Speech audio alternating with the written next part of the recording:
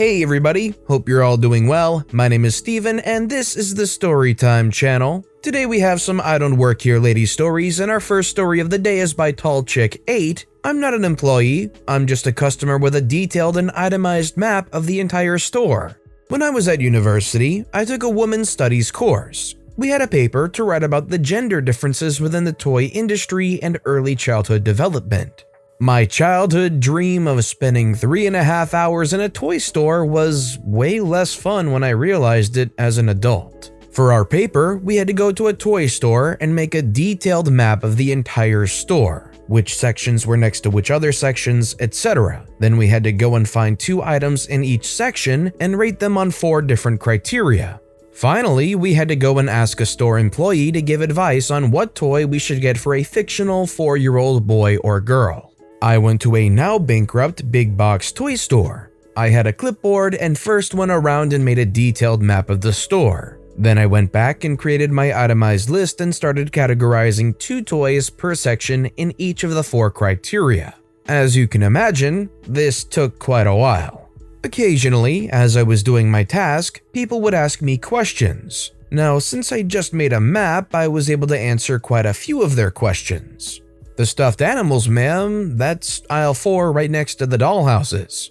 You're looking for a microscope? Why, that would be an educational toy in that far corner of the store next to the grow your own crystal set. One customer asked where the tricycles were and then where the 2-wheeled bicycles were, and I promptly told them the difference between each section. They came back and asked me if I could get a different color from the back. I had to explain that I didn't actually work there, and I was just a student doing a project. They rolled their eyes and left in a huff, and I could tell that they thought I was just a lazy employee with a clipboard. To be fair, do you think it's understandable for someone to see a person with a clipboard in a toy store that also knows where every section is apparently and confuses them for an employee? And knowing that they know every section in the store and have a clipboard, is it fair for them to just think you're a lazy employee if they're not helping you further? Let me know in the comments down below. Our next story is by SG Canadian. I'm a soldier, not a store employee.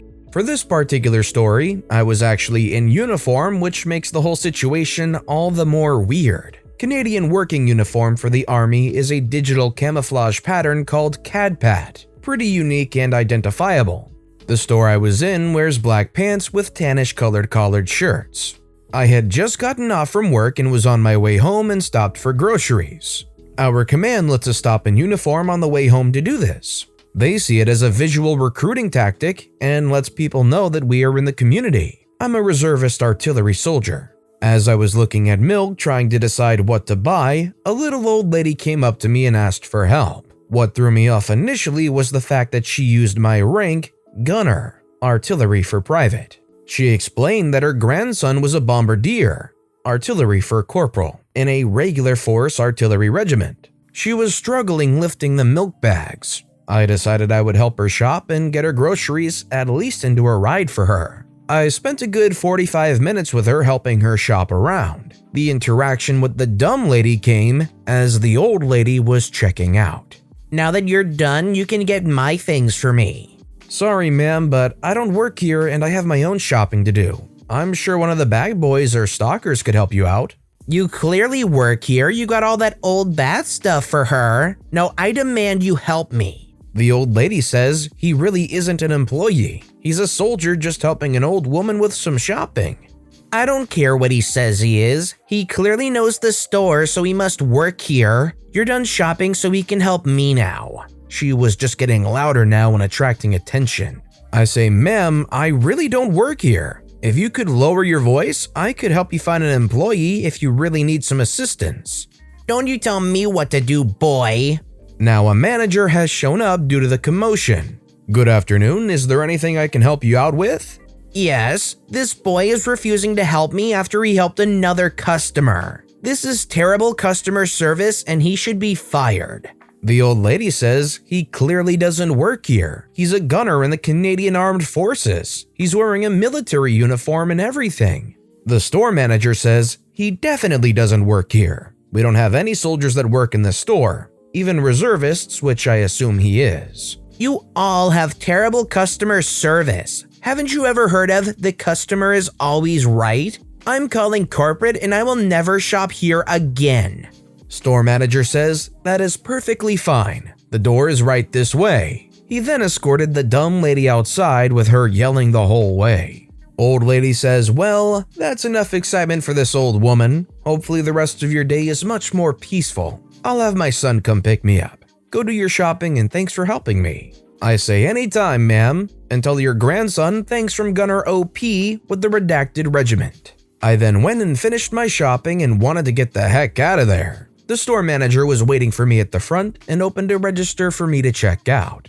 He gave me the store employee discount too, saying, "You clearly work here after all," with an accompanying wink and laugh. He then told me he was a reservist while going through university and thanked me for what I did. That's definitely a new one. Somebody in actual proper military uniform getting confused for an employee just because they're being helpful to somebody? What kind of store has anybody work in a military uniform? Our next story is by Virgil Reality. From years ago, Doorbells. I was in an orange home improvement store years ago, before they went downhill, at the service desk. It was just inside the main entrance, and that's important for this story. I was waiting for the CSR to return, with something she had to go check on with a manager for me. So I'm standing there waiting, and in walks Mr. Krusty. An older fellow, he looked like he had money, or at least wanted people to think he did. He walked straight up to me, and I turned to him just in time for him to bark, "Doorbells!" I knew he wanted to be directed to them, but being an a-hole is absolutely no way to get assistance from me. Do this to me, and I start freaking with you a bit. I looked him in the eye, matched his verbal tone, and barked, "Circular saws!" Stunned pause, I then barked, "Lawn furniture!" Another stunned pause. He stammers out a confused, "What?" So I explained it to him. That's how it works, right? Shouting random words at someone who obviously doesn't work here in order to win the most obnoxious tick award for the county? He shook his head, muttered, "A-hole," and went off to find it himself. I didn't realize that the CSR walked up right as Mr. Krusty first spoke to me. She said that he was a regular customer who always did exactly that. Bark what he wants. Social pleasantries be darned. And she actually thanked me for pushing back on him. I just kind of wonder what goes on in somebody's reality that treats people like this. I just would never have it in my nature to walk up to somebody and bark whatever I wanted right at them in one word. I mean, I guess like Kevin from The Office, they're being a little efficient. No waste time if quick to point. This next story is by Mr. Knife God. I wanted even though there's no more. So I've been a 7-Up merchandiser for Keurig Dr. Pepper for 2 years now. About a year ago, I was working inside of a Meijer, one of the stores on my route at the time. The biggest confusion about my job is that people assume that I drive a truck. False. There's 3 different operations of how getting products to the store works. There is the sales rep that writes the order for what the shelf needs, then it's the delivery driver that loads his truck from our warehouse and drives to various stores and unloads the merchandise to them and checks them in. I, the merchandiser, drives my own car from my home or from a previous store to the store to work the order, or if there's no delivery, I just stock what's left in the back room. Now at this store, Pepsi and Coke's backstock is a lot closer to the aisle. Unfortunately, my backstock is on the opposite side of the building, so it literally takes me almost 2 minutes to pull about 70+ pounds of product from the back room to the aisle to work it. I had 160 cases to work, so that's about 3 pallets. As I am working on the first pallet, this elderly Karen comes dashing down the aisle with her cart, looking for something as she already seemed flustered. She notices me as I just got done putting up some 6-packs. Are you the pop guy? Yes, I work for 7-Up. Is that a part of Werner's? Werner's is a popular Michigan brand ginger ale that we own, and it sells like hotcakes. It is like crack cocaine to the elderly, mostly, and other people. They buy it like it's freaking water. It's our #1 seller besides 7-Up. All the 2 liters of it were empty on the shelf at the moment. Those sizes sell the most. I respond, yes, it's a 7-Up product. Well, I need Werner's. And I need $1 million. No, I didn't actually say that, but that's what I thought of saying because that's not really how you ask for something. Instead, I said, I don't have any more right now, they all sold earlier. Are you kidding me? How can you run out of Vernors? I only need one. Well, for one, this isn't the 7-Up warehouse. Whatever comes off the delivery truck is how much I have. I don't get multiple pallets of the same flavor, and for some reason, our warehouse builders always put Vernors at the dead bottom of the pallet. 2, it's not impossible to run out of a flavor. That's what we call, wait for it, out of stock. Plus, she didn't really specify which size of Vernors she wanted, but it was safe to assume she was looking for the 2-liter size. 3, as I stated before, it's our number 1 seller. It is bound to sell out faster than any of our other beverages. Now, I wasn't really out of Vernors because my rep ordered 2 layers of 2 liters that came into the order on a pallet of our other 2 liters, which was the second pallet. But that pallet was still in the back room and I was already working on a completely different pallet and did not want to slow myself down for this lady as I had Walmart to go to next. Instead of explaining to her how I could run out, I just told her it's our number 1 seller. It sells very quickly when it's on sale. Sorry.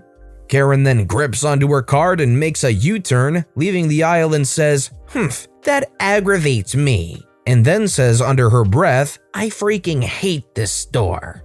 The whole time my buddy from Pepsi saw the whole thing and smirked at me, and I just smirked back, snickering, trying not to laugh. Like, what did the store do to you? They don't have any control over what gets sold and neither do I. I literally just stock the crap. That's it. Now, some may think I'm a jerk for telling her I didn't have something she needed when I did, but the thing is, I was not about to stop what I was doing and walk a mile back to the back room and attempt to cherry pick and pry out 1 2-liter and walk another mile back for her to give it to. Mind you, I said they were at the very bottom, sitting underneath 3 other layers of 2 liters. I do not get paid enough to do all that. Maybe if she would have asked nicely, I could have worked something out for her. I had actually put the last ones out earlier until the order had came to bring more. She just didn't get there in time to get her precious ginger ale. As the fisherman from the State Farm commercial says, you gotta be quicker than that. And our final story of the day is by CatMom6353, My Starbucks Encounter. Oh lordy, this isn't quite as crazy as some that I've read, but has me heated. So the local Starbucks is on severely reduced hours due to a skeleton crew and COVID. It is located in a good-sized strip mall. I got off of a 14-hour overnight shift and needed a quiet place to pump. I'm breastfeeding my baby. I pull into the strip mall near Starbucks and pumped. For reference, I had myself covered pretty well and I drive a large SUV, so it's not easy to tell what I'm doing. I also had my hoodie covering most of the actual pump part. I also made a point to park a minimum of 4 empty car spots between me and anyone else. This old guy, 40s to 50s, gets out of his car and comes towards mine yelling. I crack my window. It's winter and freezing here. It's about time you got here. Do you know how long I've been waiting for my coffee? I'm sorry, I don't work here. What do you mean you don't work here? It's 8:30 and I want my coffee. You should have been here hours ago. How long will I need to wait? He's getting closer to my car. I cover myself even more. I should say normally you can barely see any skin when I pump, but I completely covered because I didn't want some random old man seeing anything at all. I don't work at Starbucks, please leave me alone. Are you kidding me? There is no excuse for this. There is no reason for you to be closed. What are you doing? Please back away from my car. I'm calling the cops. You're exposing yourself to me. That's illegal. I'm going to get you fired and arrested for sexual harassment.